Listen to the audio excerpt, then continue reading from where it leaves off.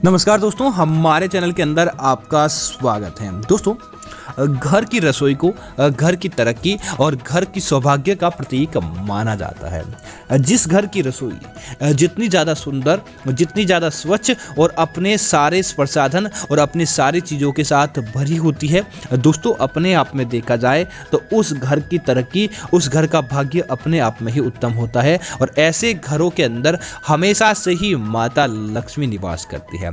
तो दोस्तों, आज हम आपको बताने वाले हैं कि महिलाएं अपने घर की रसोई में आपको तवा ऐसे रखना चाहिए, निश्चित तौर पर आपकी किस्मत बदल जाएगी और आपको कभी भी तरक्की का ही सामना करना पड़ेगा, कंगाली आपको छू भी नहीं पाएगी। तो दोस्तों, बात करते हैं। आगे बढ़ने से पहले निवेदन है, वीडियो को लाइक करें और कमेंट में जय मां अन्नपूर्णा जरूर लिखें। दोस्तों, रसोई घर के अंदर तवे के बिना रोटी नहीं पकाई जा सकती। तवा भारतीय रसोई घर के अंदर अपना विशेष स्थान रखता है। तो दोस्तों, सबसे पहले तो इस बात का ध्यान रखें, कभी भी गरम तवे के ऊपर आपको पानी नहीं डालना चाहिए। माना जाता है कि दोस्तों, अगर आप गरम तवे पर पानी डालते हैं और उसके में से निकलने वाली जो आवाज़ होती है दोस्तों, वह आवाज़ आपकी तरक्की को रोकने वाली होती है। गरम अग्नि को, अगर आप खाना बनाने के जो अग्नि प्रकट हुई है दोस्तों, वह देव अग्नि मानी जाती है। और अगर आप ठंडे पानी के माध्यम से उसे शांत करते हैं तो दोस्तों, ऐसे घरों के अंदर विपदाएं आती है और ऐसे घरों के अंदर लक्ष्मी कभी भी निवास नहीं करती। और दोस्तों, दूसरा इस बात का ध्यान रखें कि अपने घर के चूल्हे पर आपको तवे को कभी भी उल्टा नहीं रखना चाहिए, क्योंकि दोस्तों, उल्टा तवा उसी घर के अंदर रखा जाता है जिस घर के अंदर किसी व्यक्ति की मृत्यु हो जाती है और उस दिन उस व्यक्ति के घर में भोजन नहीं बनता है, अर्थात चूल्हा नहीं जलाया जाता है। अगर कोई अपने गैस चूल्हे पर तवे को उल्टा रखता है तो समझ जाइए कि उसके जीवन के अंदर हमेशा से ही बरकत दूर रहती है और ऐसे घरों के अंदर अपने आप में ही चीज़ें सारी गड़बड़ हो जाती है। इसी तरह इस बात का ध्यान रखना चाहिए, महिलाएं खाना बनाते समय आप भोजन ग्रहण करें, कोई अच्छी भोजन को टेस्ट कर सकते हैं, लेकिन इस बात का ध्यान रखें कि तवे पर रखी किसी भी चीज़ को उठाकर आप वहीं पर खाने लगते हैं तो ऐसे घरों के अंदर अपने आप में लाचारी आ जाती है और धीरे धीरे ऐसे घरों के अंदर से बरकत दूर चली जाती है।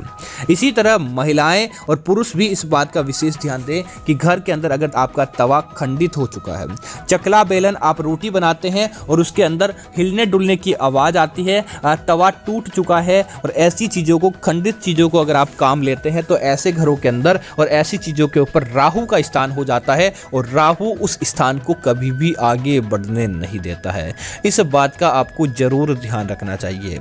इसी तरह इस बात का ध्यान रखना चाहिए कि आप अगर अपने तवे को हमेशा से ही भाग्यवर्धक बनाना चाहते हैं, आप चाहते हैं कि उसके ऊपर जो भोजन बनाए सकारात्मक और अच्छा बने, तो आपको उस तवे के ऊपर थोड़ा सा, जब खाना बनाते हैं उससे पहले थोड़ा सा जो नमक आप घर के अंदर लेते हैं, उस नमक को, जब तवा गर्म हो जाए उसके ऊपर नमक को डाल दें और उसके बाद उस नमक को उस तवे पर कपड़े की सहायता से घुमा लें और उसके बाद उस नमक को पानी के अंदर बहा दें।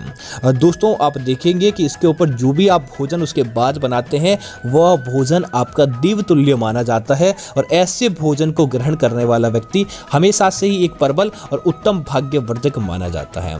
इसी तरह इस बात का ध्यान रखना चाहिए कि तवे को हमेशा से ही घर के काम, जब आपकी रसोई का काम समाप्त हो जाए, चकला बेलन के साथ रखना चाहिए।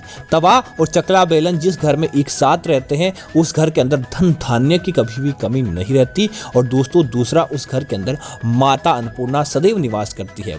महिलाएं इस बात का भी ध्यान रखना चाहिए, रात्रि को रसोई घर के अंदर तवा और बेलन, चकला, कढ़ाई आदि को जूठा नहीं रखना चाहिए। ऐसा नहीं कि आप आलस्य कर लें और उन्हें सुबह धोए या बिना धोए ही आप इन्हें लगातार काम में लेते जाते हैं। दोस्तों, आप इस काम में इतना अगर लालच करते हैं और इस काम को सही तवज्जो नहीं देते तो आपके घर परिवार के अंदर यह चीज़ें कंगाली को आमंत्रित करने वाली होती है और ऐसी चीज़ें आपकी बरकत को रोककर आपको भी धीरे धीरे कंगाल बनाने का कार्य करती है। इसी वजह से इस बात का आपको जरूर ध्यान रखना चाहिए।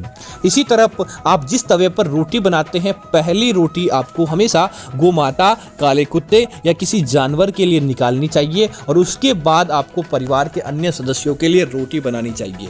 इस बात का भी आपको जरूर ध्यान रखना चाहिए ताकि आपके घर परिवार के अंदर देवी देवताओं का वास हो और आपको भी दान पुण्य का लाभ प्राप्त हो। तो उम्मीद है कि यह जानकारी आपको अच्छी लगी होगी। ऐसी अन्य जानकारी देखने के लिए आप हमारे चैनल को सब्सक्राइब करें और साथ ही साथ वीडियो को लाइक और शेयर करना ना भूलें ताकि ऐसी जानकारी आपको मिलती रहेगी। धन्यवाद मित्रों।